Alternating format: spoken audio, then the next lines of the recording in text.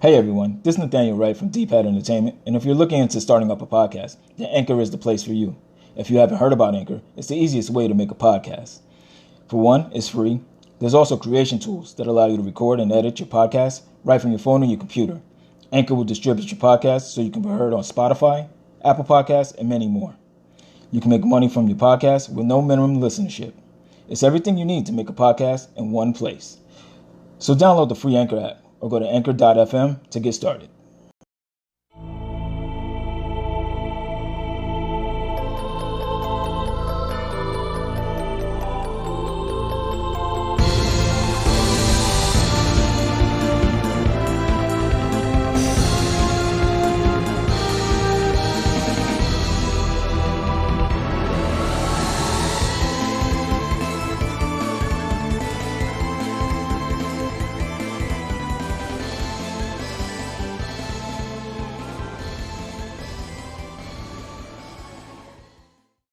All right. Ladies and gentlemen, welcome to the D-Pad Entertainment Podcast. I am your host, Nathaniel Wright, aka Sergeant Crack. Today with me, I have two guests, two close friends of mine, Jay and Jerrold Farrington. Yo. Gentlemen, welcome. Yes, up.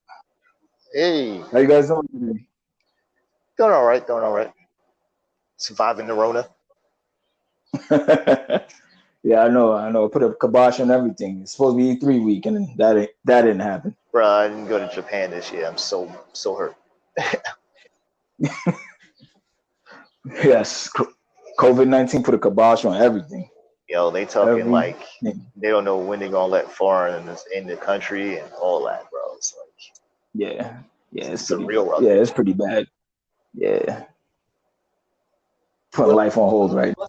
On the plus side, it had a lot of good things for other stuff. You know, people get to focus on ourselves. You know. Oh yeah, absolutely. Looking to new ventures, looking to new avenues. Yeah, you know, so a lot of people turn to a lot of different avenues they didn't think about. So it's not that bad. Word up. So, guys, tell the audience about yourselves. The floor is yours. All right. You want to go first? I guess I'll go first. Jason Farrington. Not much to me. I've known Nate now for I don't know how long now. You talking 01 or something like that? Yeah. 01, 02. 02. 02? Damn. Yeah. Is that it? Yeah. So before then, we probably did passing, probably at the arcade or something. You know. Yeah, I know a subject, different subjects, different things. You know, I just keep busy. I don't like to talk about myself too much unless we're in the flow of talking. So, you know, I'm not crazy. And it's my brother. Hey, folks. I'm Jerrold Farrington. I've known Nate now for looks like almost 18 years, it seems. I actually kind of, for a job type, I work as the Department of the Records Division, if you want to call it that. And so basically, I kind of am a jack of all trades here in video gaming. I sell video games. I actually help make some, a little something here. All right. So today's topic is, I want to say, has the video game industry become too Hollywood, or the Hollywoodification of video games, whichever way you want to put it.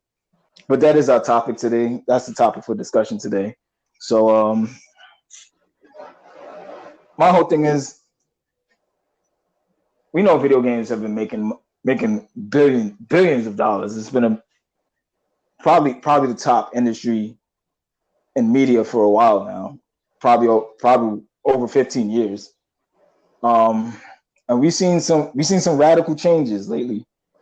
Well, within those 15 years, within the 30 years, actually, probably.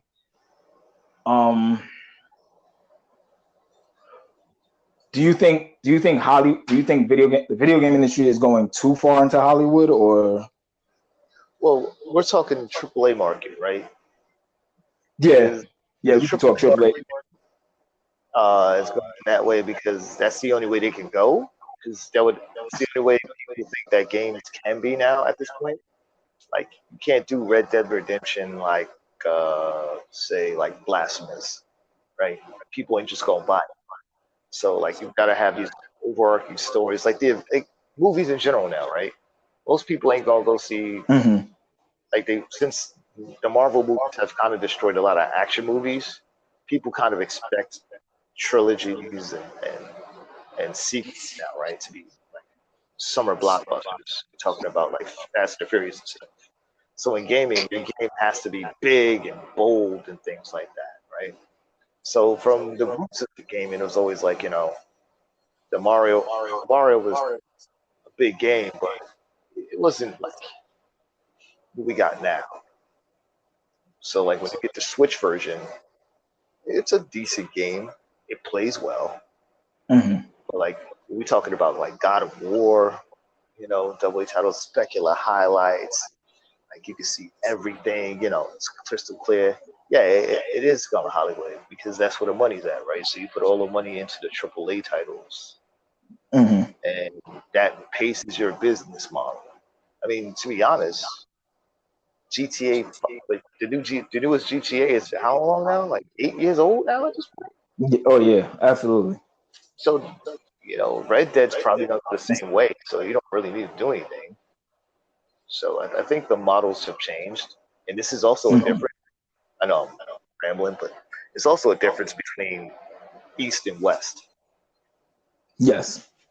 So like from from Japan's perspective, gameplay is core to everything. We With the like to exception of few. yeah. So there's a lot of core gameplay features that they want to keep together. Unless you're talking about Kojima, and that's a whole other ball right there. He's definitely Hollywood. He even put Hollywood actors in his game, so he Hollywood. Kojima is another. Yeah, Yes, he's been like that for a while. Like since the MXX days. Yeah, exactly. So like, there's some guys that did Japanese business that wanted to go Hollywood. Like they saw the movies, it's like, yo, I want to make a video game movie. And when he was Snatcher and things like that, he did it. Like he did. But like, anytime a Japanese company tries to do what an American company does on that scale, it'll fall flat. Mm-hmm. You're not gonna see, as much as they probably don't want it, you ain't gonna see a Japanese style Apex game. Like they just don't think that way because they figure their market doesn't want it. Yet it makes money there. Battle Royale, what's that? PUBG made a pretty decent coin there. Apex makes pretty decent coin, but they'll never make a game like that because they feel like that's not in their wheelhouse. You'll never see a Japanese style. I mean, they'll try it. Never really see a Japanese style Call of Duty, in my opinion. So I think that's like when we talk about AAA titles, it's definitely totally difference between Japan and America. Oh, definitely. Like you said, like with the exception of Kojima and absolutely Square Enix. Yeah. Oh, I forgot. How did I forget Square Enix? Yeah, definitely. Like they're in the movie making business. They're not even. I don't even consider them in the video game business. Like Final Fantasy VII is definitely a AAA title. Oh, like remake is definitely AAA. I mean, to some extent, it was Resident Evil. Oh yeah, absolutely. You see the money that they spent on the pixels. Let me tell you something. When you look at Resident Evil 2, you go, yo, is that the same game I played when I was on PlayStation 1? Definitely not. Definitely not. So yeah, they did clean up certain things. It's definitely a thing. Like Monster Hunter World, that's a big example. That is a AAA title. Everything about the smooth scaling and the non-load, everything screams AAA title. So when you do the AAA title correct, you get your money. Oh, absolutely. Like Spider-Man, great game. Yo. So when you hit every note, you get your money. But when you try to just like live off of one thing, like the graphics, people catch up to you. Yeah. So there's more anthems out there than Spider-Man. Oh, absolutely. I absolutely agree with that. So I'm not gonna lay a lot of this stuff at the blame of the producers. Everybody want to tell you, yo, the game was trash because of X studio, but they're beholden to publishers. And sometimes some publishers write checks that the producers can't cash. You know what I mean? So the crunch is real. See, the cool part about life now, than when me and you met those years ago, we have a lot of information now at our fingertips. And not just the whole, we know when the next PS5 comes out. Yeah. I'm talking about like actual developers in the crunch telling you this is what really happened. You know, first-hand accounts. And some of the crunch is not worth it to get that Hollywood shot, you know? Because think about Hollywood movies, right? Some of them be in the can for a year. Like Wonder Woman's already done. Yeah, oh yeah. Right? That's been in the can for like 6 months now. Mm-hmm. Right? So they're just doing touch up at most. Yeah, right. But like literally at the last minute, they were still working on Red Dead before the game comes out. Yeah. You know, everybody's mad at like, yo, day one patches. Bruh, these games are so rushed now. They gotta hit these trademark deadlines. They don't hit the deadline, then all their money's off, then they have to be holding to investors. All that, man. And that's a very big problem with the industry. It's the whole investors getting their hands put in, because obviously they invested money in this product, so they want to see return on it. So some of the number crunchers, they mess up some of the games because like, can you do this whole game with like 10 less people? Mm-hmm. What? You want me to put together the next GTA with like 20 guys in a Grand Muffin? Yeah, so they can line up their pocket. Yeah, like I feel like everybody want to lay a lot of things at the feet of the producer. Like, all right, well, like when loot boxes was a thing, they're gone now. They've been replaced by battle passes. But when loot boxes were a thing, everybody was mad. Like, I mean, don't get it wrong, EA is the king of I don't care about you. Right? And then they're the ones that expedited the process of killing off loot boxes. Because in Japanese, they're used to loot boxes. It's called the gacha. G-A-C-H-A. Gacha. And it's literally in real life. But see, at least they make it fair. In Japan, at least they make it some sort of fairness. Ask people who play for Fate Grand Order if it's fair. I don't think so. I see what you're saying. Like, you understand that when you go in, this is bad. Well, when you gate things that you need to have behind a loot box, that's when I have. Like, I don't have any Overwatch. It's a skin. I don't care. It doesn't kill core gameplay. Exactly. But I want Vader and I have to go swimming for Vader. That's not what I want to do. You know what I mean? I think that's my problem with like loot boxes, which was again changed now to battle passes. Thanks Fortnite, you saved the universe. Seriously, everything has a battle pass. Even things that shouldn't have battle passes have battle passes. or season pass or something. Oh no, season pass is different. That's automatic DLC. I'm talking about battle passes. Like they keep you there to keep playing the game. Yeah, that's the problem with the titles now. When the AAA title thing was a thing, right? We're talking what, PlayStation era, PlayStation 2. Yeah. When like the big titles were there. The game was there to keep you there for a while, and then you had a good time with it with Metal Gear. We're done. Now the game, you get Metal Gear. We need to keep you playing Metal Gear. Yeah. You ain't playing Spider-Man. They're trying. Yeah. They're trying to milk your money They're trying to milk your money to make back the money that they done. You mean games as a service model? Yes. Even though that's not the games as a service model. Oh man, yeah. So that's the new thing that the 2020s that you didn't have. Now you'll get people the old days.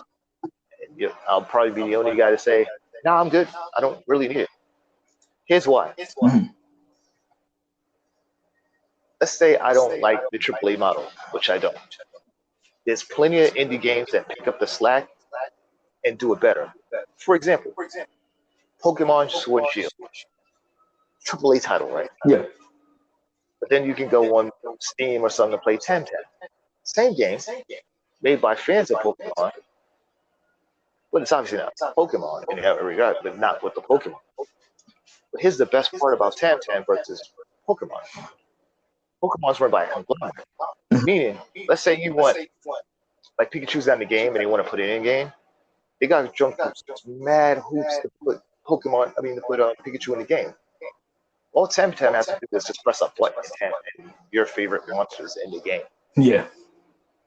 They're very, like, AAA title is really rigid now. That's why you say it's a Hollywood thing, right? Yeah. Hollywood's really rigid. Like, your movie has to come out this time. It's not very maneuverable. And some AAA titles and companies just aren't maneuverable enough. They're just not agile to change with the changing styles of video games now. Right? So, because games have been in the game for like years, right? Mm-hmm. So it has this whole thing like, all right, well, fighting games are coming back, so I'll make a fighting game. Fighting games might not last 2 more years. They've moved on to MOBAs or something like that. But you have this one fighting game in the tank for like 2 years. You got to throw it out there. Yeah. If you're a fan of something or an indie game, you can change your model on the spot. All right, fellas, we're not doing a fighting game no more. We're going to do a beat 'em up now. We'll still have the same sprites, same background. Now we're just going to make mooks. You see what I'm saying? I see what you're saying. But do you you can move it. But do you think this is a result of also not even just that, the media, the video game media as a whole? Do you think they influence also this whole trend? Because you got Jeff Keighley over here making video game awards. He's been trying for years to make this video game awards thing legit. I still think it's funky. I still think the real video game awards is the DICE Awards. That's what I see as. Well, I will say DICE over Jeff. I see what Jeff's trying to do, but I see DICE. I see DICE as the real thing. And I see Jeff's as like the MTV Music Awards. Absolutely. Or movie awards. Absolutely. That's like it's faster than like JR like anytime you have fans say, "Yo, this is what you like best," that's not how you do it, fam. Yeah. A real movie is by critics, things like that. Now, mind you, there's not very good critics out there. Look, they're critics and they've been doing it for a minute. Mm-hmm. And that's kind of the problem with video game. Like, you're supposed to get journalists and stuff like that to do it. But what makes a video game journalist? Have you been in a game long enough? Have you done some journalistic integrity? So that's why, like, DICE kind of makes sense. Also, it's different, right? So now you got me going. Like, Japan has social awards. They got the Family Awards, right? Yeah. And you have DICE, right? So how do you bridge the two awards together to make something cohesive as big as video games? Like, when it comes to movies, I mean, the Oscars been in the game for so long that like everybody bends with will, right? Same thing for Tony Awards for like theater, Grammys. Now, mind you, you don't need all that stuff to be successful, right? But it's nice to say that it's nice to be honored. Made something. Yeah, honored for something. So like when you see something Jeff Knightley goes, "Oh, the game of the year is a game that came out like 3 weeks ago," kind of kills the whole bluster of a game of the year. Yes. Right? Because every time you talk about like there is this put out a movie for Oscars. The Oscars, like, I believe it's like 2 or 3 months or something Mm-hmm. before you see, so they give enough time for people to submit votes. So then you see all the hot movies come into the movie theater at the time. But with this, like the Game Awards, he really tries to like make it into like it does feel MTV and not Oscar. You know what I mean? I think like, watch the past years. The problem with that was his initial entry was with Paramount, because remember, it used to be on Spike TV, and yeah. And so like their awards, like they do the MTV award shows, the BET, and we know how those award shows look, man. They're like more sizzle than steak. I mean, they're nice to see. You get cool like you said, you get like cool people. A lot of people do show up for them. Yeah. But when you try to make video games into this, y'all worked so hard to make video games into an art form, right? Yeah. That's got so mad when people go, video games is not real art. Now you're trying to make it into real art, but you keep with the same old tried and true formula. Man, come on. I get you want to show new trailers for new games, something like that. That's cool.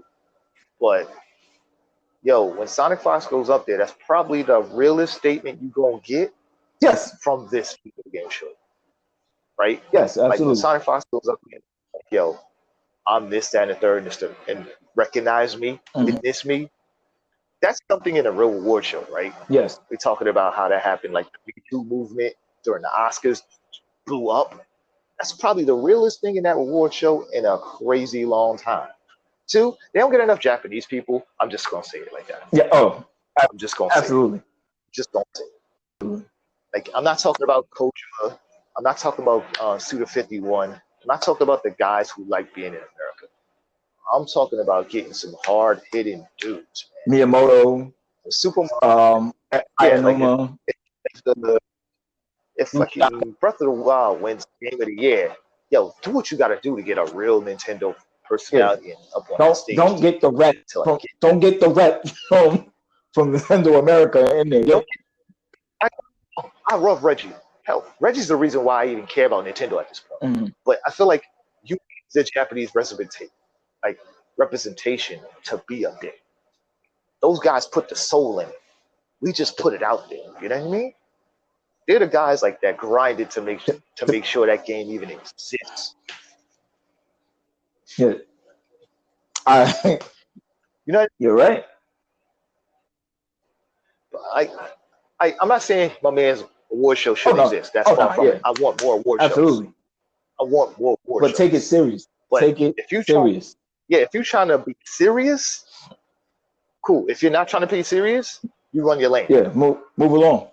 And I feel like on Twitter, he goes between serious and not serious. You know what I mean? If you read some of the tweets, I'm like, yeah, what lane you trying? First off, he needs to stop hosting his own event. That's absolutely number one. He needs to stop hosting his own event. It makes no sense. Bro. It's me, man. Yeah, it's kind of like you went. I'm Tom Brady, not entered my own tournament. You know, I'm Shaq. I entered my own basketball tournament. Like, come on. What, bro? Like, get somebody who does this on a living. Get Golden Boy. My man's been in the game long enough. He could do the Seth Killian. Somebody who's used to this. There's plenty of dudes in the game that's used to this. It's fine. You don't got to do it. Because I'm cool with him putting it on Twitch. 100%. You don't really need to put things on TV no more. And I think that's cool that we now hit to that point where you can use the internet for that purpose. Then I never thought about that point. Like, why are you still hosting your own award show? Bruh, if you're running the award show, when do you have time to host it? And two, have more people, show more people winning their goddamn awards. Yeah, you especially when you put so many award categories together. You know, I understand you want to have like music tributes and stuff like that. That's cool. There's some people want to see stuff. I'm cool with the music tributes, but all right, it's a award show. Why are you showing? I don't mind if you show a new trailer here and there, but that should not be the focus. Because we're here for the celebration of people winning awards. They don't put movie trailers up for an Oscars. Exactly. You know what I mean? Like, you make no sense. And this is why Dice kind of win. They know who they are. This is where his award show is just a glorified mini E3. Now, I give him respect because E3 can't exist. He's trying to do this thing this year, right? Oh, yeah, absolutely. With E3. So I give him that. He's trying. He knows enough guys in the business to get that to go. He's trying. IGN, I feel, did it better yesterday. Did they? Yeah. I didn't see I feel IGN. I caught some of the. I feel IGN is doing it better than he is. I thought they were aligned together. No, they're not. They're both doing their own separate thing. Oh, it's interesting. You know what's funny? Y'all gonna laugh? You gonna laugh at me? I feel like this is that time GameStop should have made their own thing. They should have. Then they fucking fumbled the damn ball. Per usual. I also, for everybody who's hearing this, I'm not one of those guys that wants GameStop to fail. When less businesses are not in the game, you lose your credibility as a consumer. Oh, absolutely.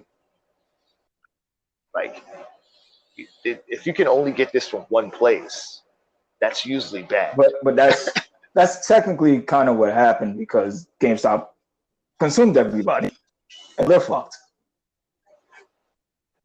Yeah, I also think that GameStop lost its way halfway through the early aughts or the tens by becoming more super corporate. How should I say?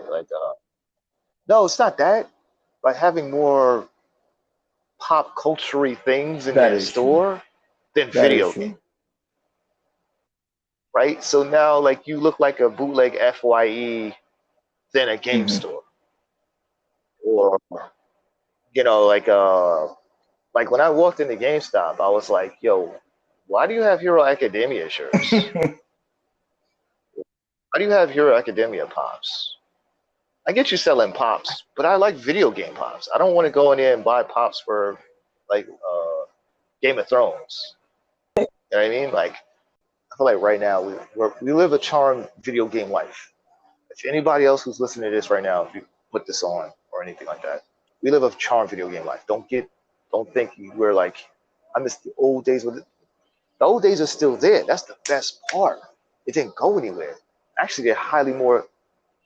It's easier to get some of the old stuff, right? Yeah. Oh, there he is. Hey, folks, sorry about that. It's all good. It's all good.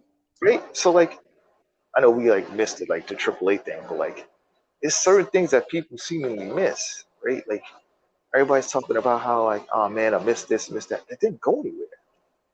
Like, Nintendo comes out with the NES Mini, right? Sega Genesis had a Mini. They got a Turbo Team Mini. They got a Game Gear Mini. Yeah, like what I'm saying is your childhood didn't go anywhere. That fact is accentuated now because now it's in HD. Okay. Like now you can do stuff you couldn't do before, like save states. Yes. So some of those games that were like ridiculously hard. Zelda 2. Or, Teenage Mutant Ninja Turtles on the NES. Really? Woo. Woo. You playing with fire there, buddy. Mm-hmm. You know what? Let's just burn everything down and restart from it. On top of other things, the video game industry is trying to. They love to actually be loved and like recognized, and in their rush to be recognized, they're being so Hollywood, it's sickening. like really, Hollywood wants. They know what they are. They know they've been around for centuries. They've been around for years. Like literally, the film industry has been around almost close to 100 and some odd years. Video gaming has only been around for only 40, 50 years. Yeah. So from the humble beginnings of dudes literally like working in their basements on top of doing other programming jobs to the point that like we know the names like guys who make video games. Like they're household names now. Yeah. So they're basically like slave whipped into making video games almost. Yeah, like a lot of guys, depending on the company, they're either like, hey, my egotistical ways has made this company a fortune, so I can't be bothered to change, or I live in a cave somewhere. I'm a hermit. You got to look at me like 20 times a year and see if I actually made a video game in the past 20 years. Yeah. I'm looking at you, Miyamoto. Damn. No, I think Miyamoto's done. I think he's I mean, he's earned it. Yeah, I think he's chilling now. He earned his retirement. You know what I mean? Like right now, I know this whole reign. He just didn't want to have that responsibility. That's a huge responsibility running Nintendo. Don't get it twisted. Oh no one wants that responsibility. Like I feel like it's easier to run Sony than just run Nintendo. Yeah, you're right. The absolutely. household name of Nintendo is so. It's up there with like Disney, right? Yeah. Like when you get the Nintendo seal, you know what Nintendo's about. That's nuts. You can't like change on a dime or anything like that. Sony has its own thing. They have an electronics division. Yeah. They make so many other products that like, if you're run at Sony Entertainment, like SCA, it didn't do well. You good? look at when those emails got leaked out. What's his name didn't get he didn't get shit for it, and he was the president of Sony. It was the lady who got in trouble for it. The lady that was the head of Sony Studios. Yeah. See, it's like it's stuff like that. Like people seemingly don't understand, like because there's always internal memos of why things are the way they are. And some people, I know I don't want to lay it solely at the feet of number crunchers, people who want to make the money for the company. That's their job. But there's still things that like the company can do to support a fan base, right? Like, all right, so I'll give EA credit. They didn't believe in what was this game? Titanfall 3, which kind of didn't make sense. So these guys had with a last-ditch effort turn Titanfall 3 into Apex Legends. Pretty much. They then use streamers to make Apex Legend possible, right? So then now Apex is a thing now. Would Titanfall 3 have made money? Hard to say, but Titanfall 2 didn't make money, so that's why they thought Titanfall 3 didn't make money. Well, that's EA's fault, but we won't go into that. But that's not the problem. They always lay it at the feet of the developers not doing the job, making a solid game. Well, nobody knew my games existed. How am I supposed to do anything? Well, they released it at the worst possible time. You released it you sandwiched it literally, because the release dates were literally a week apart from each other. Yeah, it was Call of Duty and Titanfall, right? Yeah. Call of Duty, Titanfall, and what's the other Medal of Honor. They sandwiched it between Medal of Honor and Call of Duty, and just let it fend for itself. And I think, and also what probably hurt it was the comments from one of the developers about he snickered about putting it on the Switch or something like that. I can't even remember. See, I think that my problem with like guys now in the industry is like it's too much of a dude bro kind of society. Yeah. Right? Like I'm gonna put it on the Switch. Man, I'll put it on anything that makes money. I do not care. Y'all seemingly don't understand. I'm trying to make money. Too many guys have like this fake thing of integrity. Y'all don't got integrity. Stop making it about that. It's not about that. Yeah. You guys, if you're trying to make some type of bread, you're trying to make bread, right? Because if you were about that life, you would just put it on Steam and keep it moving. Yeah. There you go. right? So, like, now everybody talk about sequelitis. That's another thing too. That makes it very Hollywood too. A lot of sequelitis, right? Oh, absolutely. Like, all right, so, all right, we're how many Call of Duties are we up to right now? I don't know, I lost count. right? And we're No, talking about they stopped them. different publishers and all that, bro. You kidding me? Like we're up to like the publisher number 2 for Call of Duty or something like that. Let's think about this. Number of Call of Duties that's out succeeds probably Resident Evil, probably Legend of Zelda, probably all of them. Definitely Metroid. Well, you know why Metroid is not there. Oh well, you know. So I understand why they don't do that. It's sad, but you know. I see, because like you hear the whole thing now. It's not the new thing is remasters, right? So I mean, I'm okay with that, but I feel like when do we stop with the remaster? Let's make a new game. And it's not even like a remaster of something that came out like years ago. Very rarely. It's like something that came out like last gen. Yeah, like let's remaster this. I'm like, yo, like, because how about no? I'm okay with the remasters of Resident Evil 1, 2, and 3, right? Yeah, of course. 2 and 4. Like, why? Who 1 and 4? 4 is literally in I don't know how many other people's pockets right now. Like, I don't know. 4 has been released so many times. Like, I call that the horror of Resident Evil. It is. It's the one that. Oh, so I just watched something recently on YouTube about Resident Evil 4. You know, like there was 5 games that's supposed to came out for GameCube at that time. Oh yeah. Right, and the dude was talking about how the failure of each 5 of those games, with the exception of Resident Evil. Mm-hmm. One game didn't even come out, and the guy who Dead Phoenix's can. Yep. And that was the one that everybody was kind of looking forward to. Yeah. Product number 3 was just not what people were looking for. No.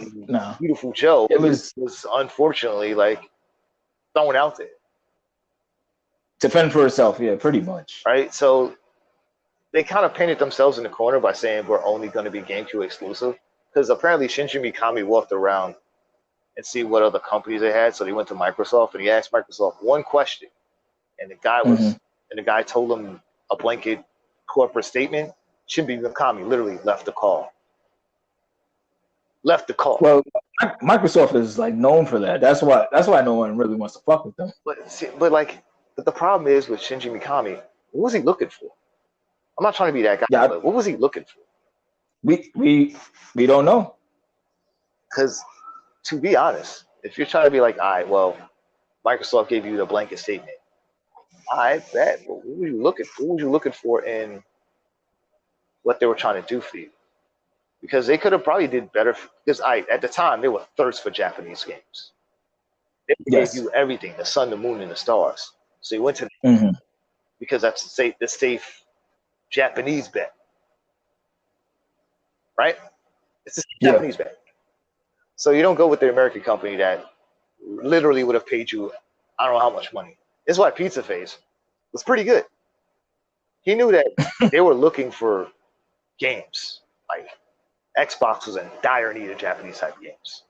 Yeah. He knew his game, they were going to pay for it, and they were going to like put all the things behind it, right? They were going to make sure you knew DOA existed, right? You know, to have Resident Evil on Xbox would have, like, you kidding me? Oh man, that would destroy. Just blew out the water right there. Yeah. Up there with Halo, my God, bro, my God. Think about what would have been for that. That would have been like that would have been the Final Fantasy situation all over again. It would have, but we didn't get it, and we're now staring at the fact that Nintendo, Capcom at that time was spinning its wheels. That Capcom list, because apparently they, oh my gosh.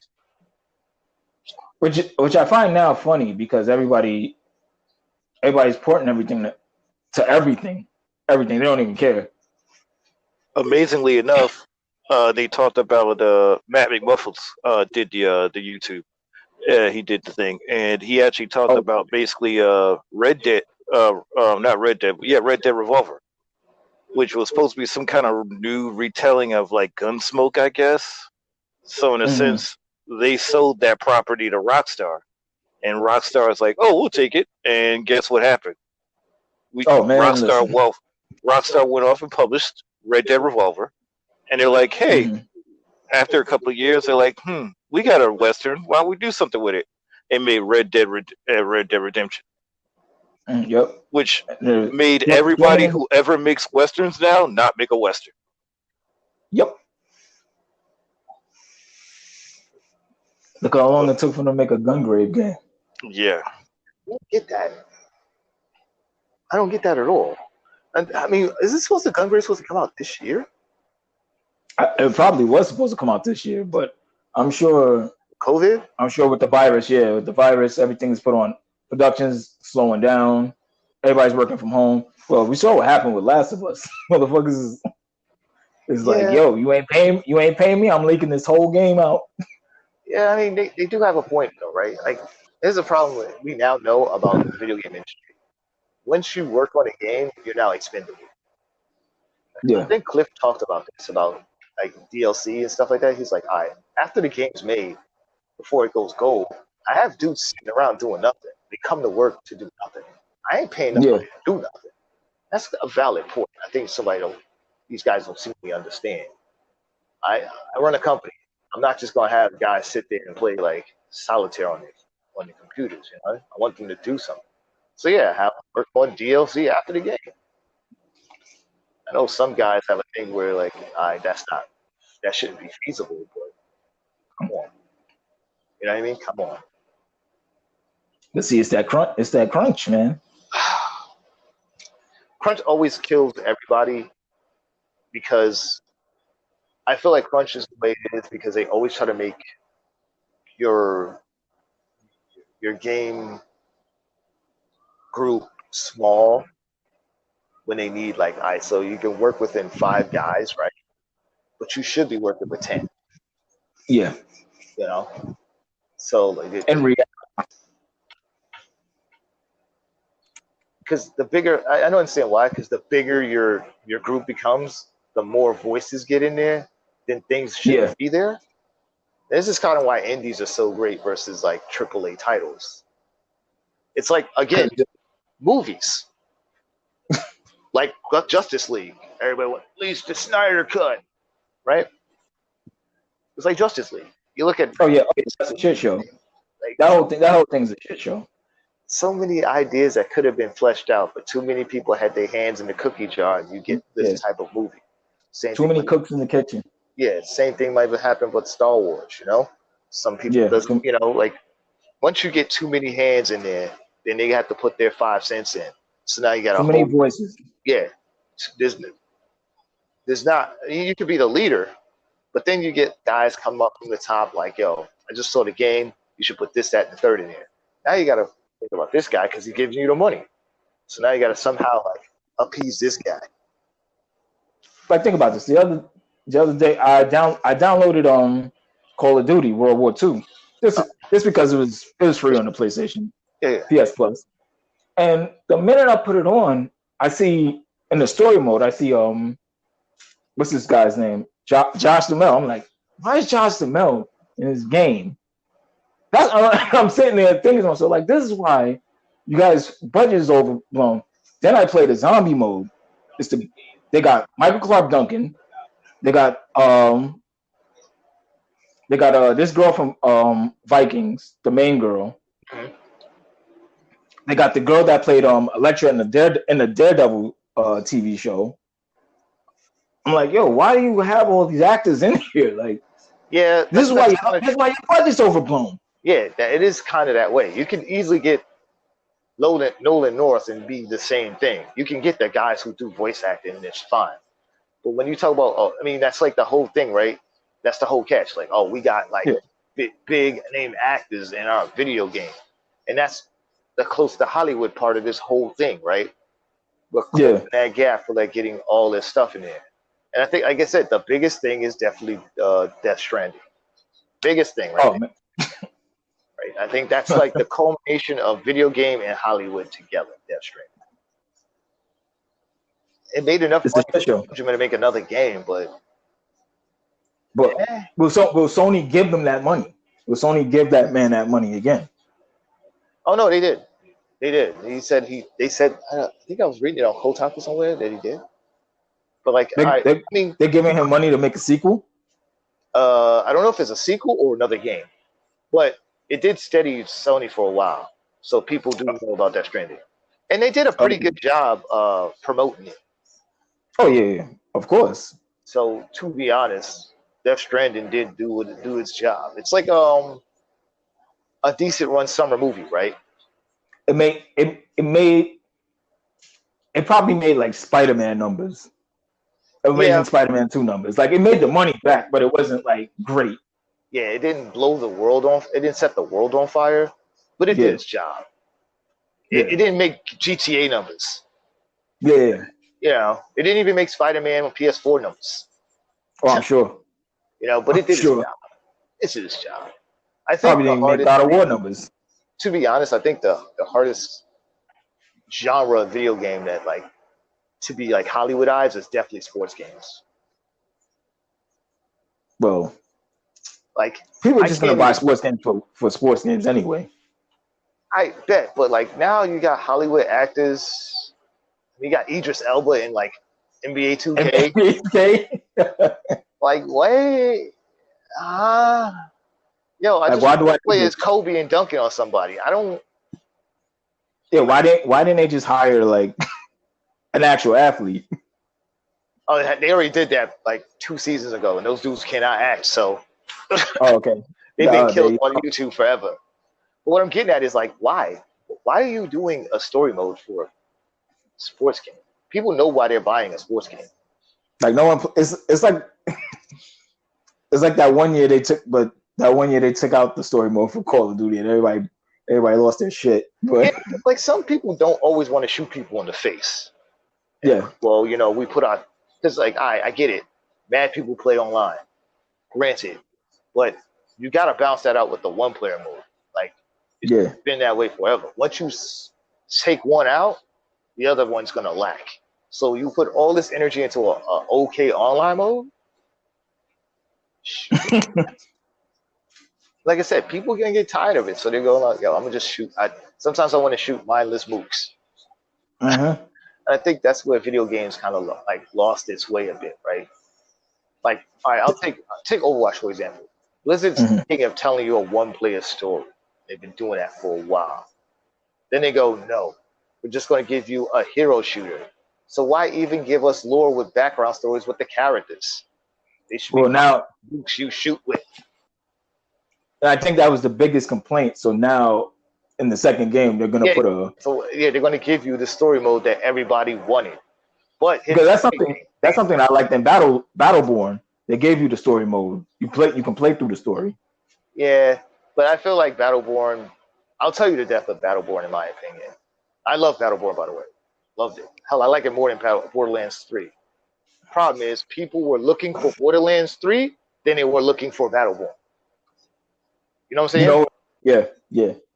So when Battleborn died, they can't help either. They had to shift to Borderlands 3. Borderlands 3 is so boring to me. I stopped playing. I noticed a lot of y'all did. A lot of y'all did. Like I know Ethan beat it. Yeah, and he stopped playing. Totally. I think PK stopped playing. Like I played a bunch of Borderlands 2, a bunch of Borderlands 1. Loved the franchise, but like that's why I bought Battleborn. I like their sense of humor and some of the characters. Hell, I like the characters in Battleborn than I 10 times like them in fucking Borderlands 3. Because the dick and fart jokes now are kind of stale and lame. Yeah. It's like when they bring back, like they brought back Saints Row for PS4, and I'm like, well, why though? It's not that old of a game. And 2, I don't think I want to kill anybody with a dubstep gun. We still doing dubstep? Yeah. We're up to Vaporwave, yo. Catch up. Vaporwave, yo. Catch up. You know what I mean? Yeah. It's almost like it's almost like how I felt when we used to watch Drawn Together, and after a while, like these jokes are not funny anymore. Like, I think that's where the strength lies in things like Rick and Morty, Yeah, things like that. They do play on those parodies of like dick and fart jokes, yeah, right? But like, they know when to stop with the dick and fart jokes. Same thing with like Archer. Sometimes you know when you overstage your welcome, yes, right? And I think that's my problem with like there's still too many dick and fart jokes in Borderlands 3. Right? Like that's kind of the problem with the AAA model. People want your game. But like I look at how Borderlands. do you change your game? Yeah, Like I looked God at Borderlands 3. like God of I War feel did like a damn good job trying to pivot. But my problem is, yeah, we did the Viking thing already. Like I'm done with that. yeah, Now yeah, they could Assassin's Creed is they like had so many gods to choose from, and I felt like that was a step backwards. I was like you see it in Thor, like like to be honest, all jokes aside, that's a layup. yeah, To go from Greek gods to like it European was like just Viking gods is a layup. it was an easy way out. It was an easy way out Like because it was already there in the medium's eyes. I feel like if you had went to like Egyptian gods or something like that, it Oh would change the man, game a bit. Sun Or gods and stuff like that. technically, they were doing stuff in Greek. They could have just pivoted over to like the Middle East because there's a ton of yes, like other like civilizations there they could have actually used. Because you said that there are many different types of like assassins and Templars mhm. across the world practically. So why didn't you just deal with like you were already there in Greece? You could have just basically kept going to like Israel and all the other parts Yeah, and make a game there. Now we're just gonna go make Vikings now because that's easy for us to do. because it was just in the media's mind, like it's just right there. Like you had Thor, you had the show Vikings. I It was mean, just like you said, it was a lot. in a sense, they just followed the same footsteps that God of War did. Yeah, That's what I'm trying to say about the God of War thing. That's also kind of a layup, right? Like I it think was just that's an the easy starting shot. point. Yeah, it's an easy layup. Like I get it, but it's already been in the zeitgeist of people that know what Vikings are. They know Thor. They know Odin. They know Mm, all these guys. We've been here before, bruh. yeah, There's so many other things you could have done. So many things you could have done with God of War. He's an ex God of War. Sadly, I think Darksiders did a pretty decent job of stuff like that. I can't believe I said that with a straight face because I do not like that. and I love that series by the way. Oh yeah, I Darksiders know. is I know probably you like Darksiders. That's why I'm not trying to. Like I said, like oh yeah. I know what they did. They did a pretty decent job with that. You know, Like every game feels different. No character that they've used feels the same. And even though a lot of it is happening all at the same time, the storyline is happening at the same time. It's different stuff going on. Like you get to go to hell and heaven in Darksiders too, and these other lands. Darksiders 3, you go back to Earth, but you also go heaven and hell, so forth. And Darksiders Genesis, you just you just straight up in hell. what I'm getting at is they try to change the way that game is played, and I love that. You know, I Yeah, know a lot of people hate it. For example, when Metal Gear 1 came out and Metal Gear 2, there was such a dark like, divide between the two. I yeah, personally loved it because that means that I'm playing a new game, hmm not in just name alone, right? Too many games now you're playing a new game and game alone, right? So true.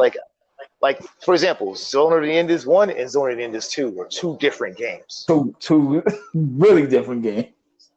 And I prefer playing the game differently. I don't even care if they didn't do what they were supposed to do, like some of the ideas fell flat. At least they tried, man. Like I just want you to try different things. You got a pretty Like good what? sounding board now. Like one thing. Rest in peace, Dave Cotton. he had made a valid point one time. He was like, "What the hell is wrong with Super Mario 2? It plays totally different from Super Mario Brothers 1." And he was referring to the US version of Super Mario Brothers 2. Yeah, the what's the name? Doki Doki Panic. Oh no, Yeah. no. Is it? What's it called? Yeah. Doki Doki Panic. I think that's yeah. But that's why they did it. Part 2 isn't really a 2, and they knew they couldn't sell that. Yeah, it's part. Right? Yeah, it was just part 1. It's like just harder. Poison mushrooms and bigger and leaps and stuff. They just couldn't do it, so they changed. To be honest, I think that's the best pivot Americans have done. Yes. Right? That is the best pivot we could have done. Because if we sell 2, as we know it, think about you a kid, right? We're both the kids. Yo, Super Mario Bros. 2 comes out. Yeah, man. Yo, I'm just playing 1 though. Exactly. Like it even looked, it had the same art style, everything. Yeah, like and that's why I think 3 was such a turning point too, because even that had a different art style from Super Mario Brothers 2. The best thing like the USA did with Super Mario Brothers, each Super Mario Brothers has a different, distinct look to it. Yes. Except for 1 and 2 in Japan. Mm-hmm. But 1 and 2 in America just did it. And this is why I'm sad, since in Mario Maker, they kind of lazed out and given us R2. Yeah. Right? So, like, I want to see some of the stuff in 2. Right? I would like to. I like some of the tile sets in 2. Doki Doki Panic had some cool tile sets. It did. I like to see some more of the enemies from 2. Yeah, like Triclide. Oh, absolutely. Warp. Or like the warp pipes that's not pipes, but like pots. Yeah. Yeah. Change up to what people are. The digging mechanic. Go full on. Especially with like people like Daisy and stuff. Keep going. And like you could just call it what you called it in Japan. Super Mario USA. That could have been the Super Mario USA tile set. Now you open up a new generation to that game. Exactly. Right? Because the younger generation don't even know Super Mario Bros. 2 is. It's very rarely talked about. No. It's very rarely talked about. Like, I mean, it's there, but if they don't talk about it too tough, I think that's my problem. It's almost like Zelda 2. Zelda 2 is hardly ever talked about. I understand why people didn't like Zelda 2, but I like the way the position was Zelda 2. They wanted you to say, it's an adventure, and each adventure is different. Yes. And I understand some of the stuff in Zelda 2 was kind of like weird, but I feel like, I mean, game is hard as fuck, but I generally like that game. Like Zelda 1, 2, and 3 are all distinct. Yeah. Right? And I think that with the no map and everything, it just made people crazy. I think yeah. Oh, okay, this is what we're doing now. That. But Zelda 2 is the map is easier to navigate than Zelda 1. Zelda 1. Everybody's like, yo, man, games are easier now. Yeah, you had to go through that. Eventually, you played all these other games to get good at games now. You're just good at what you do. Not even just that. It's a lot more hand-holding, too. It is a lot more hand-holding. To a certain degree. And that's also almost a Hollywood thing, because I feel like they want you to get through it so you don't get frustrated. But also to see this beautiful cutscene that they made. They want to show you, we put all this time into this, man. Yeah. We want you to see this cutscene that we did that we should just make you do in the game anyway. My favorite part is, you want to see this cutscene, man. It took like 30 guys, like 5 weeks to do this. Like that's one thing I liked about Devil May Cry 3. Everything you saw him do in the cutscenes, you could do in the game.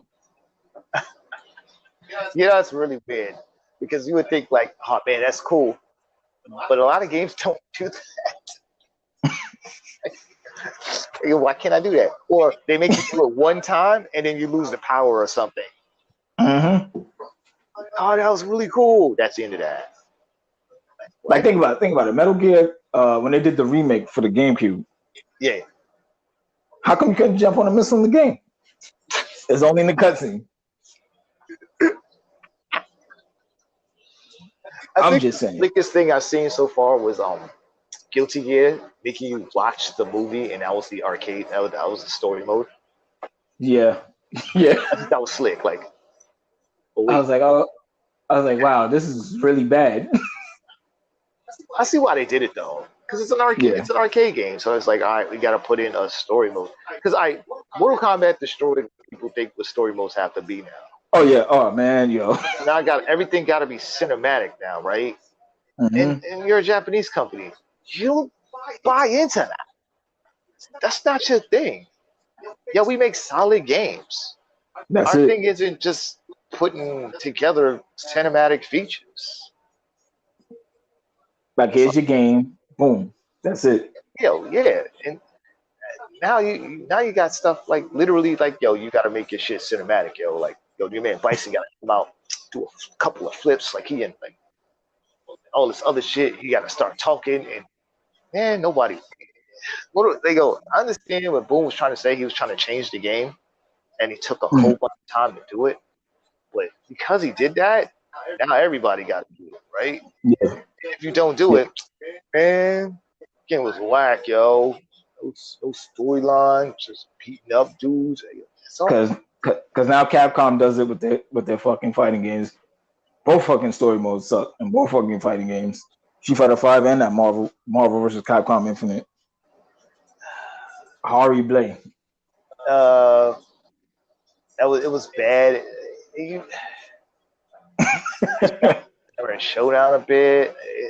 You can't force people to do it, but like video game companies, monkey see, monkey do. Mm-hmm. Right? So whenever this that's kind of the problem with video games now. All right, so this worked. All right, we gotta do it. What? I also feel like I talked to Joel about it. Some guys don't play games. They just don't play other games. You know what I mean? Mm-hmm. All right. If your game is predicated to being on the internet, right, to survive, see how those other games stay on the internet and flourish.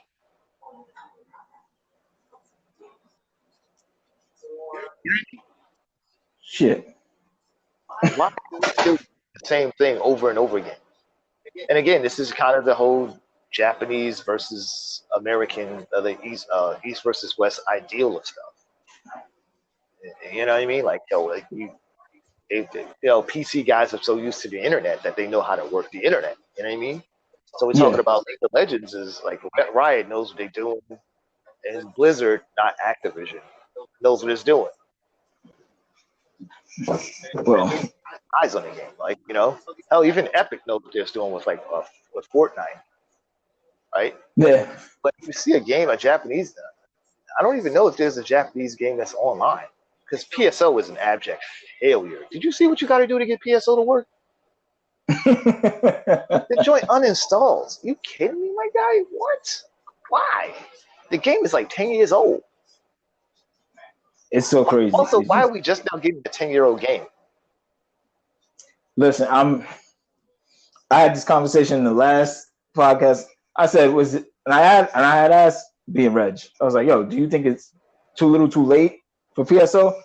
In my opinion, yes, I'm done. I have no interest. Yeah, unfortunately, the technology that was made for PSO literally is just so old. And like, I watch people play it on Twitch, and it's like, bro, there's way better games you could be doing with your life doing the same thing. Go play Division. If you wanted to play a game where like the technology that was in PSO was great, and I wish it came out. If it came out in 2010 in Japan and it came out in 2012 in America, we'll be up to this point in 2020 with all the patches and all the wacky stuff. People wouldn't care. There's tons of games that came out on PC that like came from Asia. Like let's see, let me pull up my Steam list because I got a few that's actually on my Steam list that came out the same time that PSO2 came out, and is still being supported in America by people who still play the game. Like, literally, I don't know why it's taken it so long to come here. I would say it's half Sega. I believe it's half Sega and half other factors, because I see a lot of times like Yakuza being the game that I thought would never come here. I mean, we got Yakuza 1 and we got Yakuza 2 on PlayStation 2, and we got 3, but I never thought they would turn around and remaster the whole thing and put the thing on PS4. See, I think because of Yakuza, PSO2 came out. He's right. Here. I'll buy that. I'll buy that eventually. Because like every time they want to tell you, and I hate the phrase, we don't understand. So make us understand why this is a good thing. Don't just tell us, yo, we don't understand and then walk away. That's not doing anything. How is not having PSO2 here get more? Let's go down the line of successful MMOs. Final Fantasy 14, Warcraft is still going on, and it's an older game. Yes. Hell, everything in PSO stinks of Monster Hunter. Oh, look what Capcom did. I don't know, just be the greatest Monster Hunter of all time. And how much money did it sell? We can't stop making the money come out. So, like, how would they do well and you can't do well at the same time? It's mind-boggling. But Sega has always had this problem with America anyway, because I think it got to the point where everybody in Sega of America just threw up their hands, quit, and went their own separate ways. They got tired of fighting an uphill battle with them. It makes sense. It makes all the sense in the world. I'll give Nintendo credit. We would have probably got this game. Oh, yeah. Like, I just found out, I didn't even know Sega sabotaged Eternal Champions on their own. Yes. Because they were trying to get Virtual Fighter out here. Yeah. So you watch the same Matt McMuscle stuff we watch. Yeah. Yeah, Flophouse Files? Yeah. Yeah. It's funny. I was like, oh, did that happen? Like, oh, man. Again, we're talking about at the height of the fighting game world. Right? We're talking sabotage your own. Why not have both? Yeah, like why not keep caking off of stuff? Capcom caked off of how many fighting games at the same time? Sega, I think truly, and I really truly believe this, Sega was still too much into the arcade mentality. I don't think they really knew how to run a console. I think the Sega Genesis was definitely a fluke for them. That is my honest, and I love Sega, but definitely Sega Genesis was a fluke for them. I never thought of it that way. Maybe the Mega Drive did so well that they were like, "Yo, we could do this." And there's still Sega arcades in Japan, just so you know. They make new ones all the time. So, yeah, like maybe you're right. Maybe it was just a fluke for them that they didn't think it was going to do well, and it did moderately well in the world of, in the world. And that Dreamcast definitely was like one of those things, right? Yeah. So, yeah. I mean, I understand that you keep putting out Sonic games because that's what we know, but like you have other franchises that people know. And like you have Golden Axe. Well respected. They just brought back out Streets of Rage. Yeah, I'm not talking about that. I'm talking about like Jet Set Radio. Yeah, right.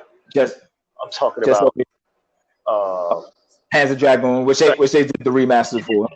Yeah, and it was a bad remaster. Wow, I don't know why they did that. But this is the thing that you was talking about earlier, the whole day one patch thing. Yeah, they was probably crunching it, and then because I heard that that the game is fixed now. Oh, it makes sense. It makes sense. Because again, like sometimes there's no Q&A. Where the Q&A? Yeah, it sounds messed up, but there's mad games that the world fixes for them. Because they can't see everything, right? Mm-hmm. Like you can't see every problem.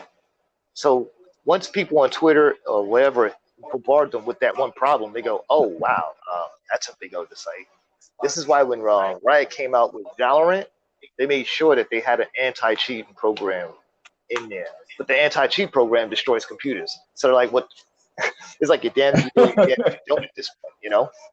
Yeah. Because they knew that the one big thing is that people cheat.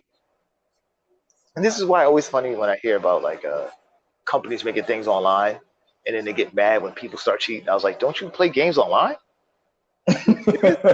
This like this is gonna happen. This is gonna happen. It's up to you to like stop it from happening. I mean, it's big name streamers that get sniped and things like that. How y'all like not understand that this is gonna happen?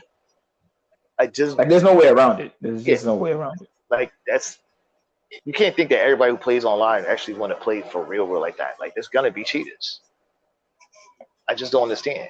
Like it boggles my mind. You know? Like everybody wants to do esports now, right? But like don't just shoehorn esports into something of a game that you just came out with.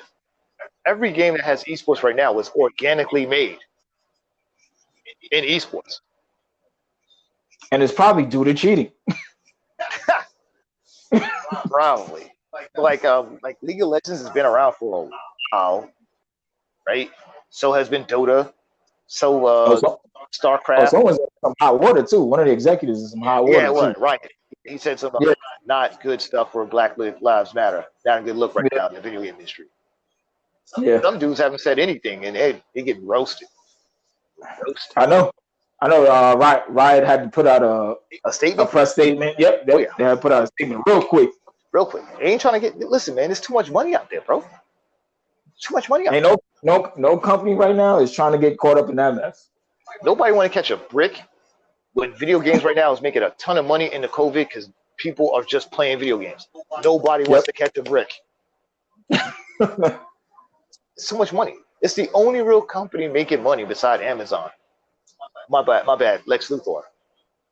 Yeah. Oh man. And man, Jeff Bezos is really looking like real Lex Luthor. He cut all his hair off. He looking real Lex Luthor. He got buffed. Yeah. So right now, if my man came out and he got his own like Lex bot, hey man. He got Mercy Graves. It's gotta happen. This is gonna happen. He like lost his wife. He divorced his wife. You know, I'm saying. The Zeus is gonna be there. We off topic now. Video games really are Hollywood, and Hollywood is seemingly trying to be video games. Right? Yeah, absolutely. I think all right. So it was a Ben Stiller movie that was supposed to come out, but I think Halo came out at the same time. He killed the Ben Stiller movie, and he blamed it on like Halo. Why his movie crashed? I don't even remember that, but that's a good example because I remember back in the day when I think this was the start of it when Metal Gear and Ocarina of Time had came out, and they were outgrossing whatever movies was out. Listen, GTA 100% killed off movies at the weekend they show up. Oh man, listen. GTA here is probably like Dragon Quest in Japan. I think there's only maybe like 5 or 6 movies that you could put up against GTA and it would lose to. Like maybe John Wick, obviously a fucking an Avengers movie, right? Oh man, any Marvel movie would probably anything that Disney line, right? Fast and Furious, because people like to see wacky stuff. That's it, really, right? If there's anything else like a rom-com or something, it loses to. It's dead in the water. Dead. Like it's almost like Hollywood now has to pivot and go, what is the video games coming out at that time? Because before they were like, well, what other movies are coming out? Now they're like, what other video games are coming out at that time? Because people have limited resources now, and they rather pay $6 for a video game they last forever than like $20 for like and some change for a movie. By the time they finish paying for a movie theater experience, they would have bought the game already. Or the game gave them what they wanted in their movie experience. Yep. Right? Very true. Like for example, in GTA, you're like, they could go, I don't care about the movie, I'm gonna just shoot 50 dudes. Right? So they've already they're like, all right, I'm happy with my purchase. 2, the way Rockstar crafts storylines, you're gonna be playing the storyline. Oh, definitely. Right? So yeah, definitely. It's a vice versa thing. It's a handshake that we didn't see until now. Again, Death Stranding kind of made the handshake possible. Like we now see it now. Yeah. Like the fact that my man Sam Porter Bridges literally is this dude now in every way, shape, or form says everything. I mean, you even got you got other movie producers in the game, like Guillermo del Toro. yeah, Benicio del. I mean not Benicio. What's the name del Toro? I think it's Guillermo del Guillermo. Guillermo del Toro, right? He's Yeah. in the game, literally his whole face. Yeah, I know. Mads Mikkelsen, like that's their faces. That's their whole body in the game. Probably voicing his character. Right? Like it's what? Matt Nicholson. Matt Nicholson's in the movie. Yeah, like that's his like whole everything. Like you know what I mean? Like that's just where we at right now. Like Hollywood literally like to be in a video game is high praise now at this point, right? Yeah, Norman Reedus. Norman Reedus, yep. No, I'm saying like it's high praise being in a video game now, right? Yes, it is. It is. And it's also, I guess, to give the industry clout because for so many years it was looked at as this kid shit. Yeah, Nintendo did a good job of making it about kids, but it's allowed for it to be not about that now. Oh yeah, can do it now. Adults can play video games. Can game, and not feel ashamed about it. It's funny because I was looking at Deezus and Mero, and they were talking about Deezus asked Mero, so how's your quarantine going? He's like, yo, son, the best thing I've done is turn my settings on in Modern Warfare. And he was like, what? Hell yeah, I got the sensitivity up. He's like, found out that like that's what all the dudes are doing now, get that sensitivity different. He's like, yo, son, I was just out there running a gun. I didn't know about the sensitivity and all this other stuff. Yeah, I'm moving and grooving now. Because that's what adults did. It was just they played a game and but other people like found out like some of the things you could be doing with it, and it's like changed their minds. Because now video games are an acceptable function now. Yeah. Everybody's like, man, I'm a nerd. Nah, being a nerd now is an acceptable feature of life now. It's like a badge of honor. Yeah. You know what you're doing now, you can help out people. I feel like too many guys still think it's like, oh, you're living in your parents' basement mentality. And that's stupid. Yeah. Oh no, they definitely do. And it's such a weak argument. It's so weak that it doesn't make any sense now. Like everybody likes something. Like Ice likes video games. So when he got into Gears of War 4, he was like, Gears of War 3, he was ecstatic. Yeah. He was all over the place about it. Like I made it, I just feel like there's too many guys that don't understand that this is your part of your childhood, right? Like Method Man. Mad dudes are just about that life. But here's my problem. The flip side is all the nerds mad that like guys like Ice-T get shit that they don't get. Why though? That gives you more credibility. People that otherwise wouldn't care about you care about you. They weren't with me when they were shooting in the gym. I was like, yeah, because they were shooting in the gym. You know what I mean?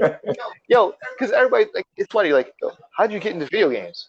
Well, when you're on tour, right? Like, you sit in the tour bus most of the time, you get tired of watching shit. Yeah. Bring out the PlayStation. I remember, like, dudes are talking about it all the time, like, when you're on a team, right? Everybody rich, except for the lower tier guys. Everybody's rich. So you can't flaunt like, oh, I got these new pair of Jordans. Big whoop, right? So the one thing they would talk about was stuff that you couldn't get. Like you couldn't like magically be good at Street Fighter, right? So when guys like that, so you couldn't just magically rap. Things like that was the reason that would be the locker room thing. You know what I'm saying? Like that's so it gives credence to stuff that you probably wouldn't have known. I mean, me and you, all three of us are wrestling fans. How many wrestlers are nerds? True story. How many wrestlers are nerds? How many of them just pulled up with Twitch channels now? Oh yeah, the Twitch. Because of the pandemic, I don't know how many wrestlers now stream. I enjoy stream. But they should give thanks to Consequences Creed. Xavier Woods. Xavier Woods. He wanted to expand the brand. He's still trying to expand the brand. He wants something like he wants to bring back stuff like Brawl. Because he wants wrestlers to be in places they shouldn't be, so it expands the brand of wrestling. Which is fine. I mean, it was in KOF, right? All Stars. Yeah. And people go, "Why is it there? Why not? Why not?" And my thing is, if you're gonna do that, the people that should have been in it, in my opinion, was Xavier Woods and Oscar.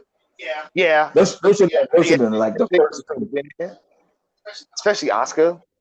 Oh yeah. Somebody did Becky Lynch, and she was the champion at the time and the biggest female wrestler at the time. Oh, of course, yeah. See, I don't have a problem with that. But those two should have been added to that. I don't see why Seth is there, to be honest. Like the three big ones that are there make sense.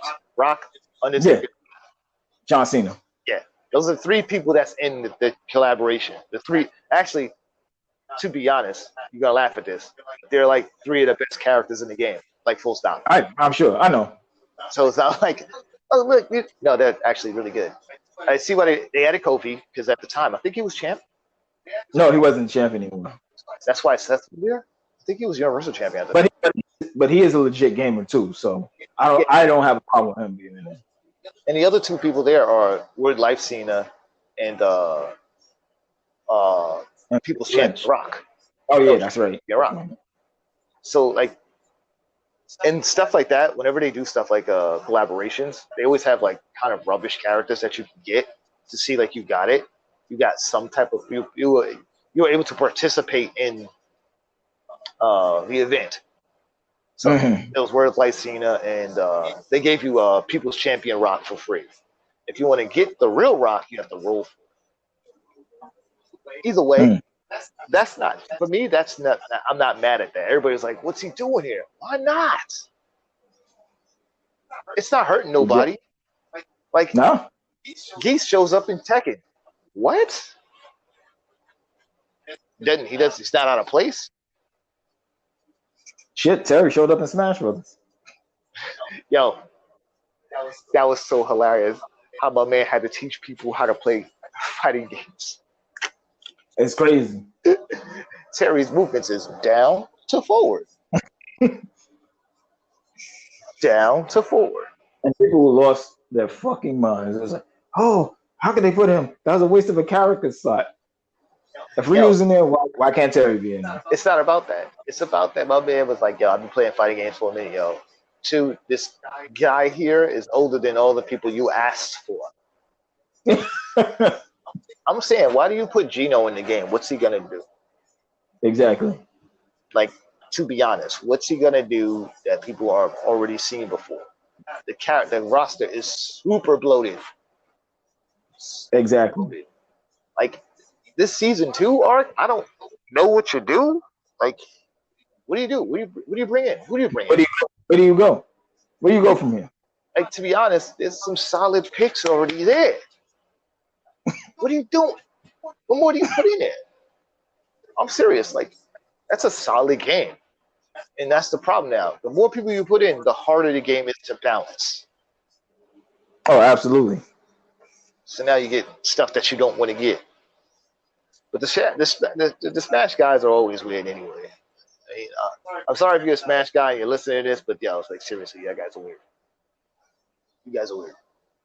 Because it's like, yo, like, y'all get mad at this. Just the not the things that makes you should get mad at. You should be mad that Nintendo doesn't respect you guys' functions. That's what you should be mad at. You should be over the moon. Like, yo, everybody else respects that there's a whole league for you guys. You guys made your own league. You got to get Nintendo on board on that. Serious. But Nintendo's very, very reserved. Like, they're very reserved. Yeah, so they're talking about like gambling or something.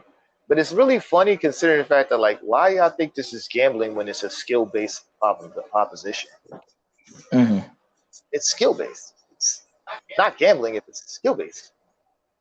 Like, they push more for Splatoon shit than they do for Smash. Which makes sense. I'm okay with that. They should.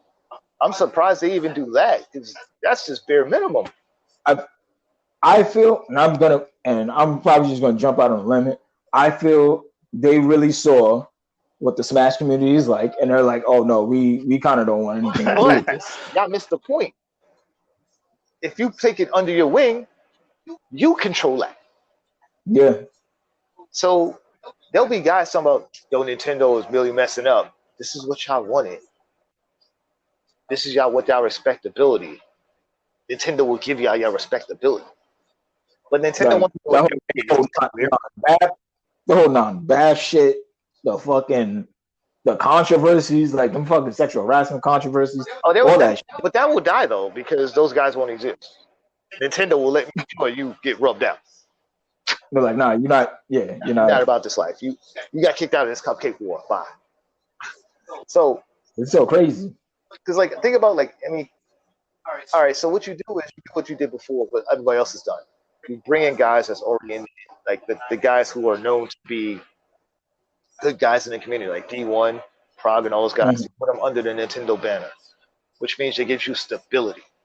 From there, if they want, those guys could teach the new guys that's coming in from your company how this works. Then you can work from there. I just feel like when it comes to this stuff, the fighting game field is honestly duly worked on. You still have to fight Japan. And Japan doesn't believe in esports, by the way. When Daigo's your number one esports guy, that's problematic. It is. Because, like, Korea has had a long line of esports people. I mean, StarCraft and all this other stuff. Like, everything is on Daigo's back, pretty much. Yeah, pretty much. And it's like, yo, what? Now, mind you, they have a League of Legends, what is that? Circuit, by the way, in Japan. So they're trying to do esports. And I know people don't like esports. I know people don't like it. They think like it takes the soul out of the game. But people watch basketball. Right? People watch basketball. People watch baseball. But I just want to play the games. I was like, yeah, I can also play basketball down the block from me. Right? I don't have to watch basketball. But sometimes you want to watch people better than you and see how they play. Exactly. And not just saying, yo, I could do that. All right, then show that you can do that. Everybody thinks that when companies come in, they're going to destroy something. Then make sure when the company comes in that they can't destroy it. Like, my problem with like a lot of esports now is they're looking to make a quick buck. So they're not doing their due diligence. And it's not up to the community to check them. So, like, all right, so the Tekken World Tour is pretty good. And of the fighting game ones, that's probably the best right now. SNK has their own one, but they're doing it their way instead of like what's already been mandated. So I didn't know there was one.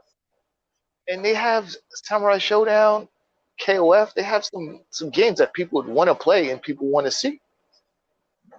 You know what I mean? Like don't try to stray. This is the one time you don't want to stray from the pale. Yeah. This is the one time you want to do it like everybody else has done it. There's already tournaments already set up. You just roll up in there. Do it like they do in poker. That's the best thing I can always tell people about fighting game tournaments. It's like a poker tournament. You got $10, I got $10. We fight the same way. So I have this question for you. Do you think when do you think esports will get the Hollywood treatment? Already has, bro. Already has. But not that we look at. Yeah, because it depends. Because if you look at the way that Overwatch and League of Legends and even Dota is actually presented on Twitch and the high kind of like production values, yeah, it is very Hollywood. But if you look at something that's less than that, say like Street Fighter or like Gears of War or such, you can tell the divide between console esports and PC esports. How serious it's taken. Yeah. So, for example, League of Legends World Tour last year was in Paris, France. Mm-hmm. They have a cup. They got the guy, literally Louis Vuitton, the biggest designer ever, right? Louis Vuitton, to make a specialized case for the cup, so they can open it to present to the winner. Dude, they have full-on music videos. The year before last, it was in Korea. They literally had just a K-pop band go out there to do the K-pop song that they put out for that year. Wow. That's with KDA. I'm pretty sure you saw it. It was every. Nah, I didn't. I didn't. That's crazy. Yeah. Last year was the rap song that I posted up on Facebook.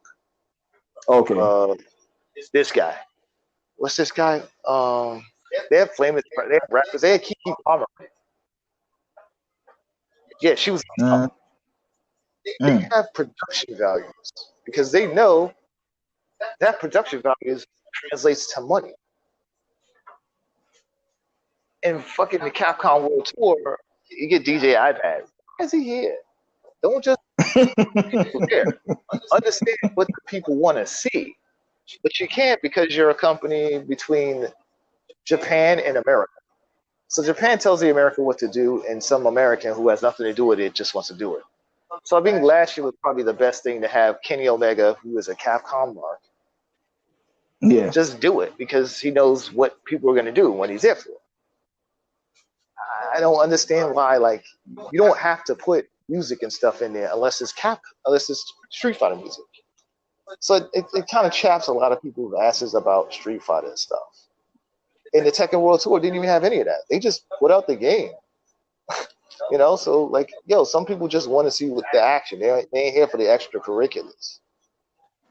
So yeah, like I think that there's a difference between, and I'm not even talking about Dota, where guys are paying.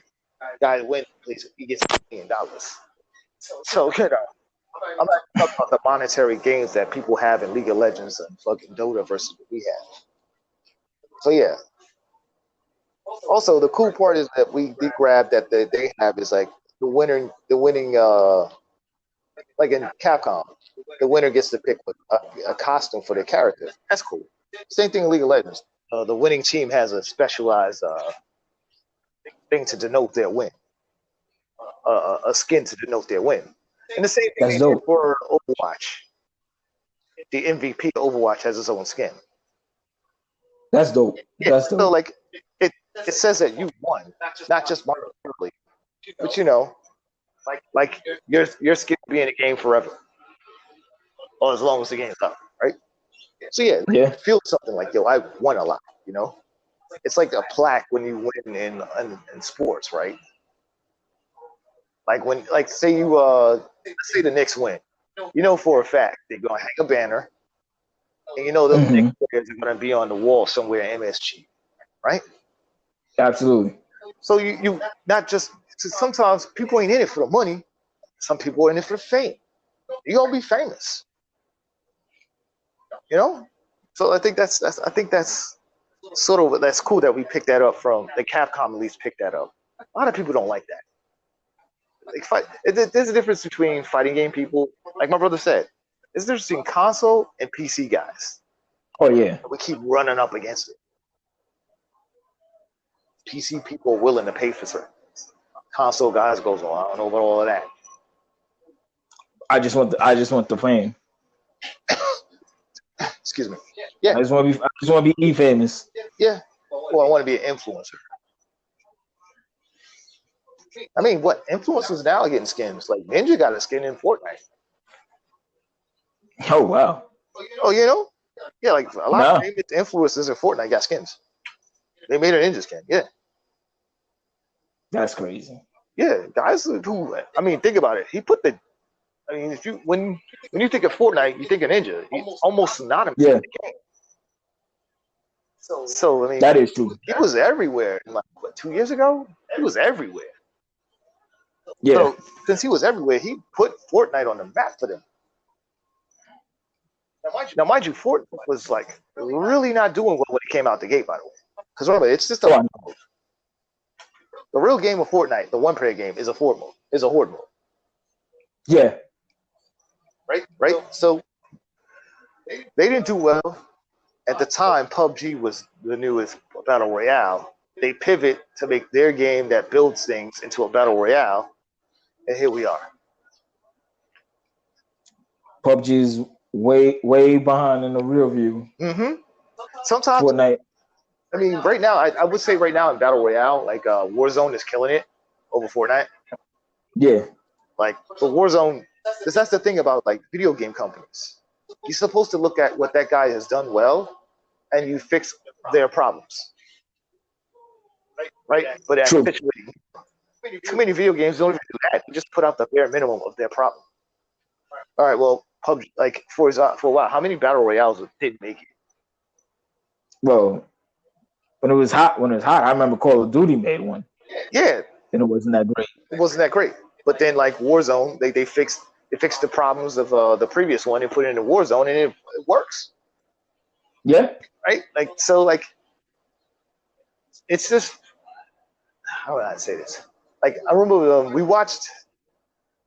I was saying last year, there was on Twitch. There was a thing called the Auto Battler. Basically, you put a character on like a chessboard, and they battle out between like chess pieces. And it was Dota. It became super popular. It was a mod for Valve. Valve officially buys the mod, and they make it out. They make it their own thing. Blizzard makes their own version with their card game Hearthstone. The Hearthstone version beats out the one that originally existed. There's other people that tried it, but they failed. Now it's just the League of Legends one. The League of Legends has one, and the Blizzard one. They don't even talk about the one for Dota. And I don't even talk about the card game genre. Don't even get me started on that. The card game genre is vast and infinite, but there's only like 3 card games that survived the apocalypse of card games. So there's always something out there that's new that somebody will try. It becomes something, and then you got what? Either you make it or you don't make it. And it still comes down to like, are you willing to put time and effort into this game? Are you willing to like understand that this genre is going to be about something to put time into it? Too many companies just eject out of something. All right, it's not doing well. Time to pull the plug. Like they do the Hollywood thing. The trend. This is the trend. Let's follow the trend. The trend is not working for us, so let's pull this out. Like, why? I get it. For example, in Hollywood, the Marvel movie trend was a thing, right? So now everything has to have its own like cinematic universe. No, you don't. That died a quick death. People were clamoring for a regular ass action movie. Then John Wick came out. Yeah, well, to be honest, John Wick is the palpable difference between Marvel movies and everybody trying to do their own cinematic universe, right? Yeah. But for what's this movie? What was that movie?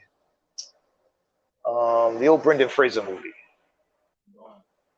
The Mummy? Yeah, remember that was a cinematic universe.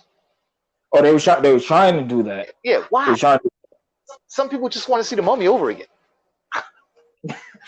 You know what I mean? Because they thought that was the trend, man. They just saw all they saw was Avengers make $1 billion. Yeah, but Avengers $1 billion because they have literally comic books about this from the ages. And it was the first of its kind. Yeah. Kong Skull Island can't do it. Like you can't duplicate that. Like that. Like it's already done. That magic is already over. Yeah, like you. Honestly, the only people that can do it is DC, but they keep getting the wrong guys to do it. Well, they need to fire everybody from Warner Bros. That's first of all. Warner Bros. Doesn't know what to do with those properties.